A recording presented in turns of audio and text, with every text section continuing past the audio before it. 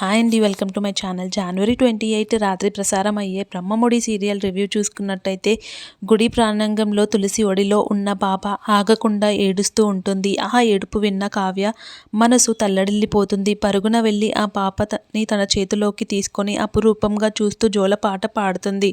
కావ్య గొంతు వినగానే ఆ చిన్నారి ఏడుపు ఆపి కావ్య కళ్ళల్లోకి చూస్తూ ఏడుపు ఆపేస్తుంది. ఇది చూసి అక్కడే ఉన్న మినిస్టర్ ధర్మేంద్ర, రుద్రాణిలు షాక్ అవుతారు. రుద్రాణితో ధర్మేంద్ర కోపంగా, ఇదేంటి రుద్రాణి, కావ్య ఇక్కడికి ఎలా వచ్చింది? తాను ఏమైనా దేవత అని అన్నావు కదా, తన బిడ్డను వెతుక్కుంటూ సరిగ్గా మన దగ్గరికి ఎలా రాగలిగిందని మినిస్టర్ ప్రశ్నిస్తాడు. రుద్రాణి కంగారుగా, నాకేం తెలుసు, ఏదో అనుకోకుండా గుడికి వచ్చిండొచ్చు, అంతకు మించి ఏమీ లేదని మినిస్టర్కు రుద్రాణి సర్ది చెబుతుంది. కానీ ధర్మేంద్ర మనసులో అనుమానం మొదలవుతుంది. ఏదో అదృశ్య శక్తి తనని తన బిడ్డ దగ్గరికి తీసుకొచ్చిందని, ఆ తల్లికి బిడ్డ మీద ఉన్న ప్రేమ చాలా బలమైందని మనసులో అనుకుంటాడు. పాప ఏడుపు ఆపడంతో తులసి కావ్యని మెచ్చుకుంటుంది.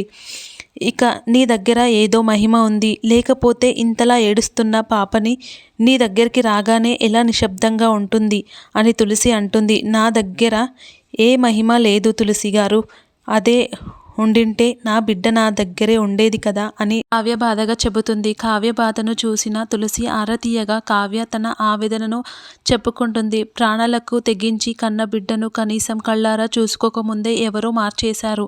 పురిట్లోనే నా పాపను దూరం చేశారు. అప్పటి నుంచి నేను పిచ్చిదానిలా వెతుకుతూనే ఉన్నాను అని చెబుతుంది. తులసి జాలితో, అయ్యో, ఒక తల్లిని బిడ్డను దూరం చేసిన వారు నాశనం అయిపోతారు.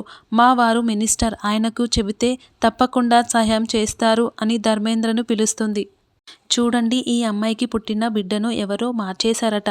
తన బిడ్డ కోసం ఈ తల్లి పడుతున్న ఆవేదన చూడలేకపోతున్నాను.